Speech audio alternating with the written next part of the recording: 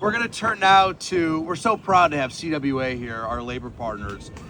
Such an incredible partnership here on E-rate and all things USF. So if Melissa Smith-Kupihea could come up and address the crowd. Thank you.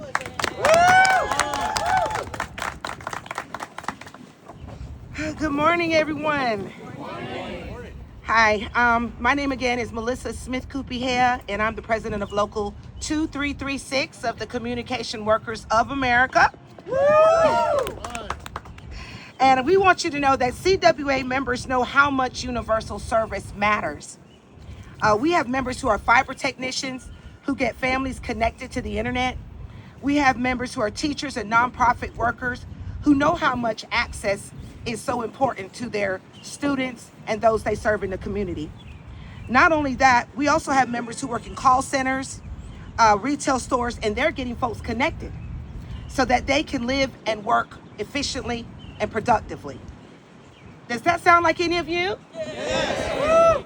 Well, I've been a retail sales consultant in a store here in DC and also back home in Alabama. You might have heard of the accent, right? But just like Alabama, there's a lot of rural areas in Maryland without high-speed internet. And parts of Allegheny, Cecil, Carroll, Harford counties have no fiber to connect to. And many of these areas throughout Maryland have residents that are living beneath the poverty line in these rural counties. So the USF fund is definitely important. E-rate is needed in those areas. Those areas, which programs call high-cost areas for build-out, they need the fiber build-out. What that looks like is if we don't have this funding, you could live on a long road, a county road, and only halfway down the road there's internet, and the rest of you, your neighbor next door, could literally not have it. It would stop right at their door. So again, we need this funding. People need these services to stay connected, not only in the rural areas, but it is really a lifeline to services for work and school, especially if you have kids, right? These services help to supplement and offset the cost of internet services in our schools, in our libraries, and to those that are disadvantaged and in those high cost areas. When they say high cost, they mean to build out the fiber. Right now, we already have a fiber initiative in place called the Broadband Initiative, and it goes hand in hand with this E-rate. I think these things are very important to single parents because it's very expensive internet, right? And this funding allows for it to be offset so that those in those disadvantaged areas can take advantage of the same internet high-speed services that those of us in the suburban areas and in the city do. If these families lose connection, it will be a generation left behind.